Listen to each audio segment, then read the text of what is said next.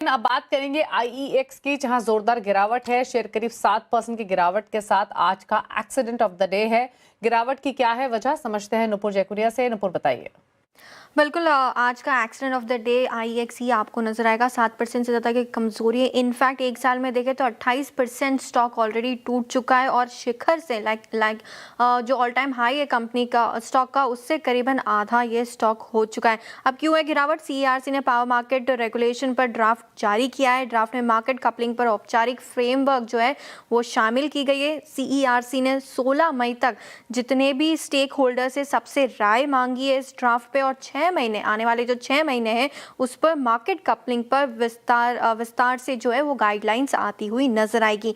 अब सबका सवाल ये है कि मार्केट कपलिंग क्या और इसका क्या इम्पैक्ट आईएक्स पे होगा। तो सबसे पहले तो मार्केट कपलिंग को समझ लेते हैं। यहाँ पर हर एक्सचेंज को भाव खुद तय करने की आज़ादी मिलेगी। नए फ्रेमवर्क में सभी बोली एक साथ जुड़ेगी और एक ही कीमत जो है यहाँ पे तय होती हुई दिखेगी। ड्राफ्ट के मुताबिक देखें तो ग्रिड इंडिया एमसीओ यानी मार्केट कपलिंग ऑपरेटर होगा। एमसीओ सभी एक्सचेंज से जो बोली है वो जमा करेगा और फिर पावर एक्सचेंज भी अपनी बोली इकट्ठा करने वाले हैं आगे चल के। कपलिंग के बाद पावर एक्सचेंज जो है वो भाव तय नहीं कर पाएंगे। डे अहेड, रियल टाइम और दूसरे मार्केट सेगमेंट पर भी ये नियम लागू होते हुए नजर आएंगे। अब आईएक्स पर क्या इम्पैक्ट होने वाला है?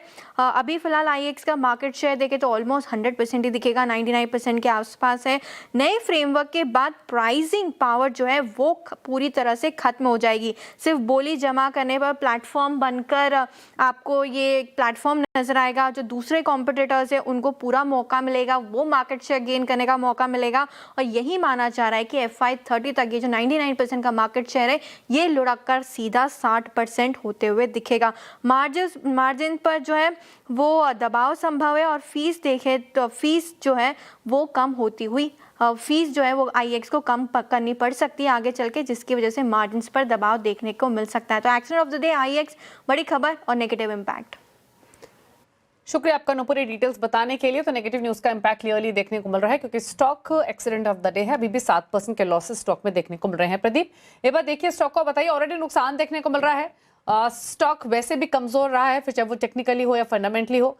वेल्थ डिस्ट्रॉयर रहा है काफी इन्वेस्टर्स के लिए, लेकिन अभी के हिसाब से चार्ट के बेसिस पे कैसा लग रहा है और कितना डाउनसाइड आपको दिख रहा है? आईएक्स का ओवरऑल ट्रेंड नेगेटिव है। काफी ओवरसोल्ड टेरिटरी में से हमने मार्च महीने में बाउंस बैक जरूर से देखा, अप्रैल महीने में, पर वहां 200 डीएमए के बड़े रेजिस्टेंस को ये क्रॉस नहीं कर पाया और इस न्यूज के चलते ये वापस से अपना जो डाउन ट्रेंड है वो रिज्यूम कर रहा है। इमीडिएट सपोर्ट हम 234 डीएमए का देख रहे हैं जो 123 124 के आसपास है। अगर ये सपोर्ट ब्रेक होता है तो फिर 114-15 के जो बॉटम इसने मार्च में बनाए थे उसको रिटेस्ट कर सकता है। जिस बड़े रेजिस्टेंस की हमने बात की 200 डीएमए का, वो करीबन 141 के आसपास है। तो जब तक ये लेवल डिसाइसिवली क्रॉस नहीं होता, इसमें सैलून रैलीज का व्यू रहेगा, ओवरऑल व्यू नेगेटिव रहेगा।